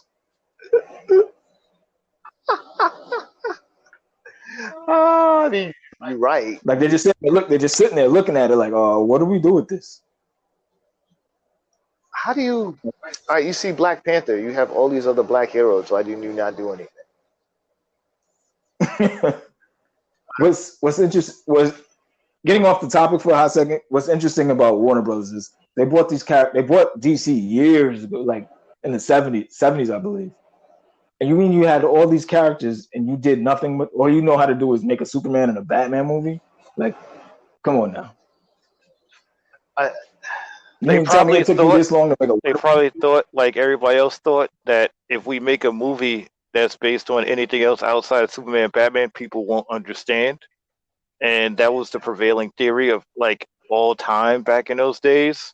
Because much like, Black Panther, people are like, will people be into Black Panther when we drop the movie? I don't know. It made over $1 billion fucking dollars. That's the problem people have now. It's like they must actually try to justify why people will watch it when they're like, why don't people just sit there and do it? Because the same thing happened to John Wick too. Like John Wick was literally made because I think Keanu Reeves' stunt guy had like a cool idea for a movie, and he's like, I don't know if people are gonna watch this. Keanu Reeves like, let's run it, and now all of a sudden, everybody's like, John Wick, coolest movie ever. No one's letting things just live. Not like trying to they're trying to build let's build a unified universe. Nah, just let it live. Let's see what happens. You drop because trust me. Everybody says, well, Iron Man, we had this plan. No, you didn't. You didn't have no plan. You just dropped this. I had a plan for maybe 2 movies and bounce. Y'all have a 10-movie plan. Get out of here with that. So I don't believe that. I don't believe they had a plan. No. I see a 2-movie plan because I think that's the same plan for Fast and Furious. They didn't have a real plan. They had like a sort of roadmap. Like if it did well, we're gonna work here, here, and here.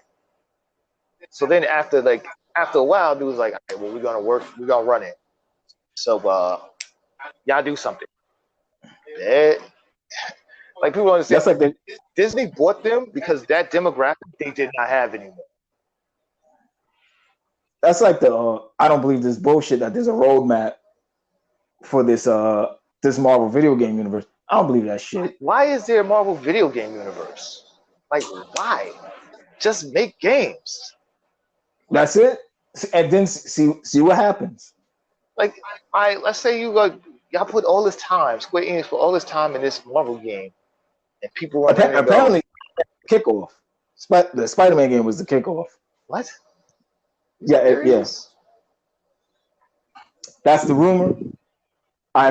I hope it isn't. Why Captain America look hobo-ish though, man? It's pretty bad as shit.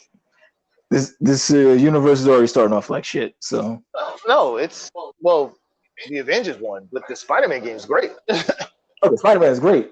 Yeah, it's great. Like, if that's what they're planning to do, first off, it's 2 different companies making the fucking games. Exactly. So are they even talking to each other? How can Spider-Man be the top of this food chain? That don't make any damn sense. Like, are you serious? Like, what? Like that's my problem with cinematic universes or video game universes. You should only be saying that if this is your 3rd game. And you have a legit roadmap. Like you have it planned out. Like here, and here. Like, I mean, I'm pretty sure when they put out Resident Evil 1, it was like, yo, we got a roadmap for Resident Evil forever. No, my man just wanted to put out some survival horror. It was like, yo, people want to play the survival horror, bro. Let's just fucking run it. They still don't have a roadmap for Resident Evil. It's fucking evident. But what I'm saying is like, yo, don't, like, once you say, yo, we have something before all that, it honestly takes some steam out of what you want to watch. Yeah. What you want to play. I mean, I guess I have to see more, but I feel like the what's this game that's on Switch now? The Marvel Alliance. Oh, Ultimate Alliance. Yeah. It feels more like what Marvel comic. I want more of the comic book feel stuff now than a cinematic. Yeah. Because the comic books, you're able to do more with the comic book because you can then bring in stuff that other people wouldn't be able to. Again, the whole cool part about this stuff is You're looking to bring in people that wouldn't ordinarily do it. Every time a Marvel movie came out with a new character, they always came out. If you went to like Barnes and Nobles, they did a good job putting together like a Black Panther like a graphic novel, so you can know more about the roots and the origins of a lot of cool Black Panther stories, or like Iron Man, the Avengers.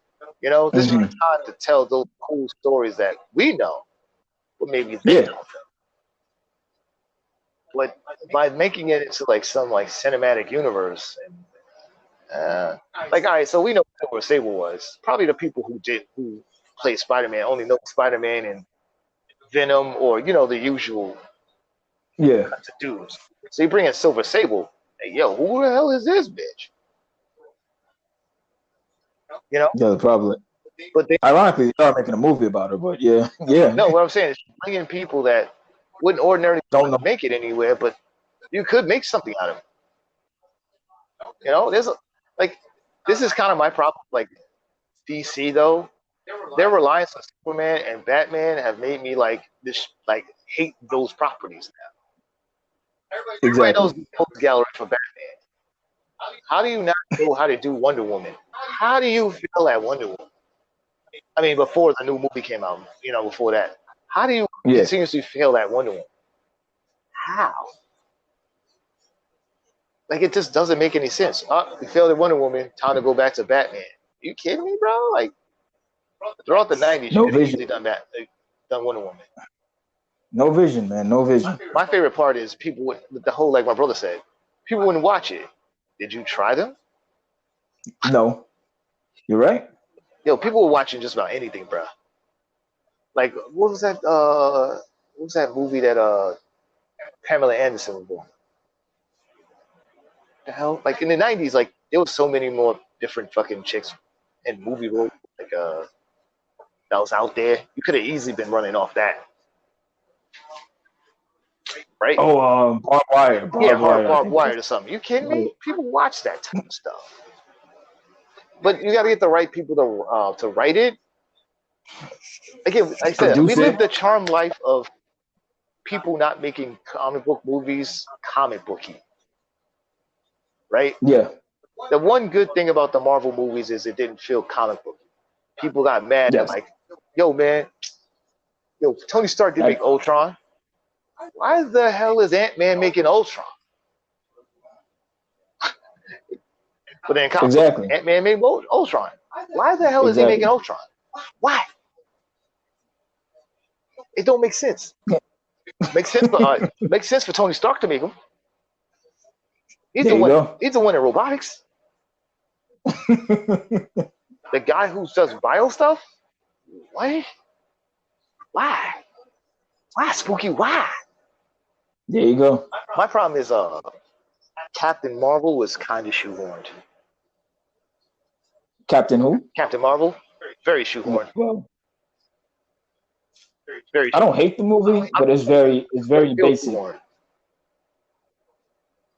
Feels real shoehorned in, Yeah. But definitely. But bringing off the topic, well, not really. I mean, we pretty did solve the problem. Yeah, video games are becoming Hollywood, and Hollywood's becoming video games. Oh man, listen, that is a gigantic rabbit hole that we just went into. Yeah, and it's hard to say, this is what's happening.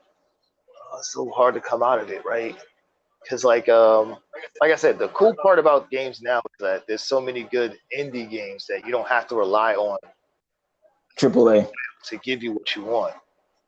Like, I don't have to wait for Castlevania, my guy. There's already good Castlevania type games out there. I mean, oh man, for fucking Konami to make a new Castlevania, he just made his own with Bloodstained. And the cool part about Iga is when he put out the feeler for the game and people destroyed it, he blew it up and remade it. Yep. So I respect that. Like, it wasn't some like response of like his ego. He was like, I got to do my thing. I'm trying to make this into the new game. Unlike Inafune just. I'm not even gonna talk about how you dropped the ball on that. I don't. Real bad, like not even. I think to me, My only problem with the game industry is how is Platinum Games whack? They How have is Platinum? cool ideas, but they games be falling down somewhere, bro. How? How? I mean, don't get me wrong. I wait for Scooter to come out with the new, like Wonderful 101. Mm-hmm. And now it's on PlayStation 4 and things like that. Like,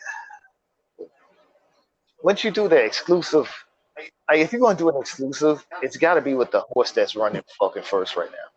Well, you do know the origins of Wonderful 101, right? Some of it, yeah. I saw a It video.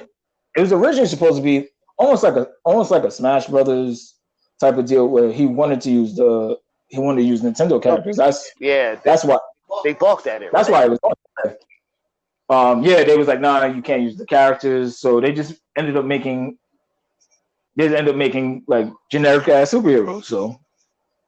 Oh, I'm not talking about the premise or anything. I'm saying like, yo, like you could have probably did pretty well on. I don't know, like honestly. No, that one did well on PS4. The fact that it even got crowdfunded. Yeah. Is amazing. I mean, it's out. Oh yeah. And I respect that game is really good. You know, it's dope. I respect the fact that he was like, yo, we're gonna do crowdfunding. Because Japan don't do crowdfunding, man. I know. They just don't do it. Like for example, you know the arcades are like dying in Japan, right? Oh yeah. Oh yeah, it's almost literally the last nail in their coffins.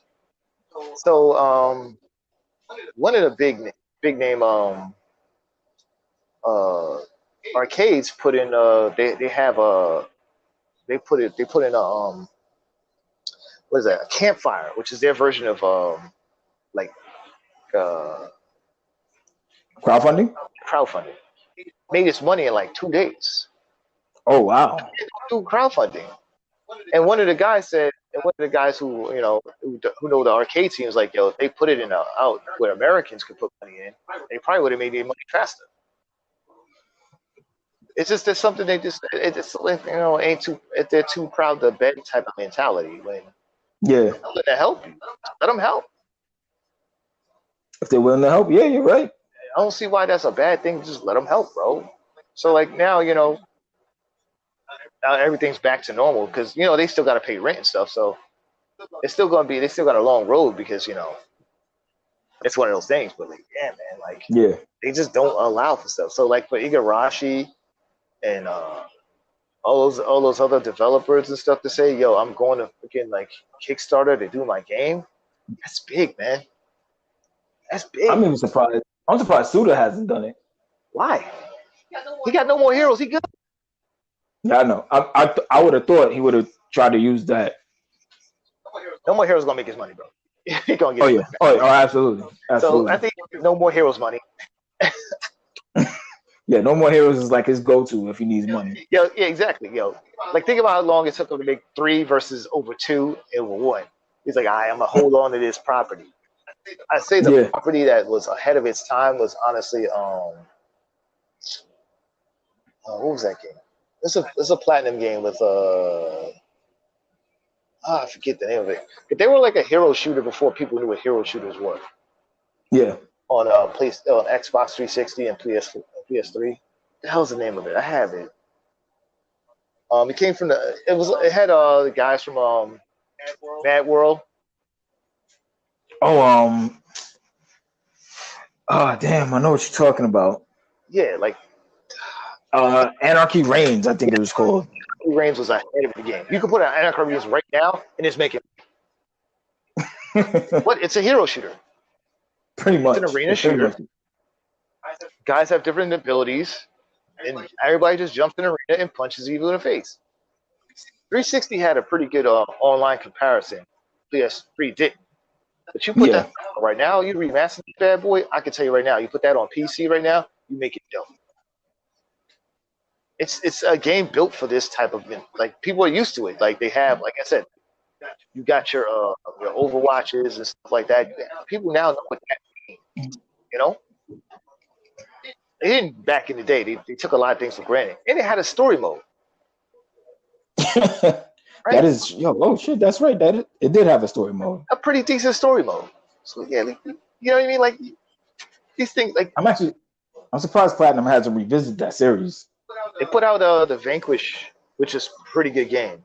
I'm glad they put Vanquish. Vanquish is a good game. Was it Vanquish Bayonetta? Yeah, Vanquish. Pack they have now? They did a double pack with Vanquish and Bayonetta. I'm just happy that Nintendo knew enough wherewithal to make the new Bayonetta. I didn't think it was in them. I didn't think they had it in them. To do Bayonetta? That is. I think with the shift in management, a lot of it had to do with the shift in management, and I think there was like, all right, it's time we ramp this up. You know what's funny? I don't see why you don't have Splatoon anything. You can keep eating off Splatoon for a while on the Switch. Oh yeah, absolutely. You can keep eating. I think they're making part 2, but I don't think it's coming out for this console for the Switch. They're still coming out with a new console? So I think they are. I definitely think they are. Damn, Switch is not even that old. Not like soon. I think they're trying to milk this. I think trying to milk this out. I really hope they do what looks like Xbox and PlayStation is doing, allowing you to use your old stuff. Yeah. So then you can definitely get people on board with that, right? And I think for them, this is going to be their business model, the whole hybrid thing. It should be. It honestly should be. Yeah, they should. Yeah, they shouldn't go back to either or. Like with this, you've combined all your teams, and now you're actually cranking out games quicker. One and more efficient. Yeah, like your games don't look. I don't know. Exactly, because them making games in HD really did kick their ass. They really kicked their ass so bad. You know what's funny? I was told that in Japan, like a lot of things are the way they are because they tried to build systems instead of using systems. Mm-hmm. So this is why, like, you know the whole thing about fighting games with a rollback netcode. In Japan uses delay-based netcode. Because they don't use stuff that already exists. They just want to build their own. Because they want to build, they're lacking something. So this is why, like, some games they got for, like, they wind up building their own games from the ground up, even though, like, Unity is there, and like Unreal Engine, things like that. So whenever they use like Unreal Engine, it shows because they don't know what to do with it. Right? So like how powerful some engines are. Like, like, oh man, this game was built on an Unreal Engine? Say word. I didn't know. You can't even tell. Yeah, because like in America, we just like try to we built as much as we can out of it. Yeah. Japan has built their own system to the point where like they just built their own system. There's a better system out there. They could be using that. They just prefer to use this system. Even though this is cheaper and things like that. So that's what you get, like, they use a lot of delay-based netcode versus, like, rollback. Because they don't need rollback. They don't need one. Bro, they're in the whole time zone. The country's not that big. You know how long it takes to get from New York to, like, California by fucking plane, dude? That's like 6 hours. Yeah. That's a long ass time on a plane, bro. Well, that's as long as going from California to here. Yeah, that's what I'm saying. Like it's 6 hours, and that's you crossing this country by plane. One of the fastest things we can do. You know what I mean? I'm not even talking about driving. Like it's how like people understand about how fucked up the internet is. It's just like it should be mandatory. But you don't make money that way, right? You don't, do you? Yeah. No. I'm pretty sure we answered some of it. Hand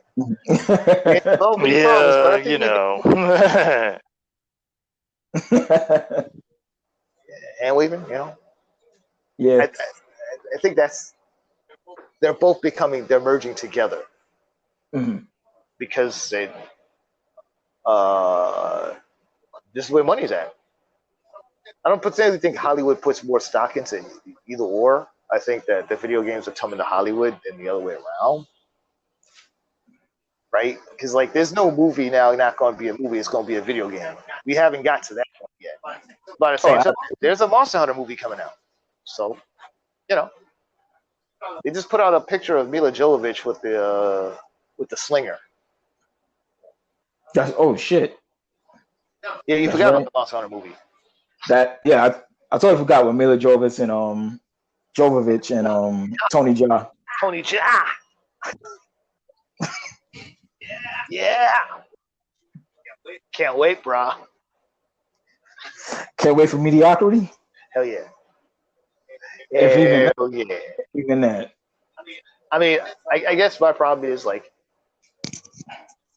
I don't know what they can do with such a property. Because even in the game itself, you just kind of hunt monsters. I know they try to tell you a story, but what is there? You just take in the story. It's not like the monsters have these purposes where it's like, oh, we're just maliciously fucking up this village. No, they're just being animals. Yeah, exactly. Like, it's not like it's like the kaiju, and they come out ever so often, and we have to like slay or some shit like that. No, it's just killed to be killed. You know, habitat shit. They move this all around habitat. We got to kill them. Skin it, make weapons, keep it moving. So like, how do you make a movie out of that? That's true. You can make a game out of that easy. But weapons. You just kill some monsters and keep it moving. Let's go, baby. Kill some stuff. Yeah. What, new dragon? Kill it. Yeah. Because they try to do it with D&D. It's like, what? Yeah, don't do it. I understand why Hollywood tries to find new properties, because you got to find new properties now, right? Because they keep remaking everything. Yeah. I think that's what the video game is, right? That's another thing about video games, like reboots and remakes, right? Yeah. We're in that stage right now, and I feel it's too early in its lifetime to be doing that. It's to a point where it's like, I'm like, like, I sort of like, I'm interested in E3, but I'm not, because I don't want to hear, we're making X. Like, it came out like 6 years ago. Like, everybody can still buy it. You know what I mean? Like, what are you doing? What are you doing? Why do you remake it? It's just so crazy. Yeah. I hope to everything will like correct itself, but I doubt it. It's too much money to be made. Yeah. It's too much money. Yeah. Yeah, there's too much money to be made out there. You just can't say, all right, well, why are we doing it? Or I know people get mad, like, why is this happening? Bruh, it's funny. But the best part is, all it is. Your old game is still there. It didn't go anywhere. You can still play it. Absolutely. As long as you think that's what people seemingly forget about life. Your old game is still there. It ain't going nowhere. Still out there chilling. As long as you own the CD, the cartridge, or what have you, you can still play it. I mean, like even to a point where like SNK right now for if you have Twitch Prime, it's putting out some of their old classics. Yeah. Prime. So yeah, even they acknowledge there's a whole bunch of old games that people want to play, like Metal Slug. And you have access to it. Yeah. So all people are looking for is access. Like, I think that's where people seemingly don't understand. Like, you're looking for access. You want to be able to access the games and stuff like that. I understand that people I can access it underground. And some people don't want to work that hard. Let me just turn on the game system and it's right there. Cool, I'm buying it. Like, I don't want to feel like going under here and through there. Just put it at a good price and roll out. $3 for Metal Slug 1, fine. You know what I mean? But on that note, gentlemen, I'm gonna have to cut the podcast. Yeah, we've been doing it for a minute. Not short. You start rambling.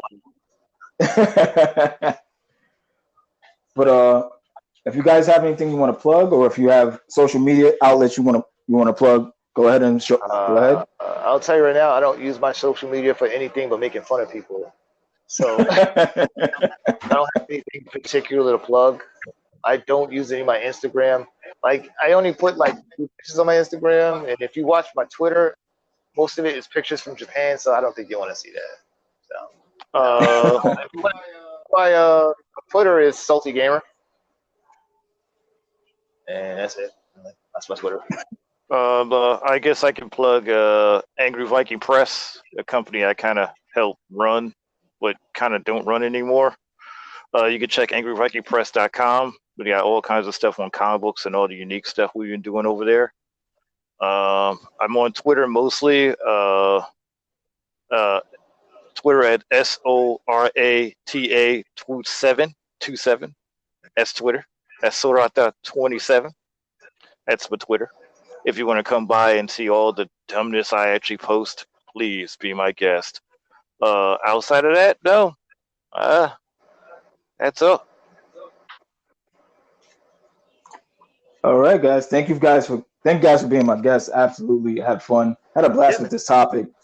Definitely gonna have you guys back on. I actually want to have you guys back on with B and Reg one day, and we just all shoot the shit about something. Something. Sure, I'm okay with that. I'm open to it. Just tell me the time and place. And it's much absolutely during the COVID since we all home. We start opening up New York, and then we got to officially start dodging the Rona. Yeah. There's people already acting the fool. Talking about a block party yesterday. Like, no. Y'all serious right now? No. Out here still chilling with no mask on. I'm done with y'all. Get with me. Like it's still crazy out there. Like don't play yourself. There's mad dudes out there with no mask. Why? What are y'all trying to do? They think they're invincible. Breathe, fam. I'm not trying to die. I know people have died from this, man. All right, man. Thank you very much for having us on, man. Thanks for having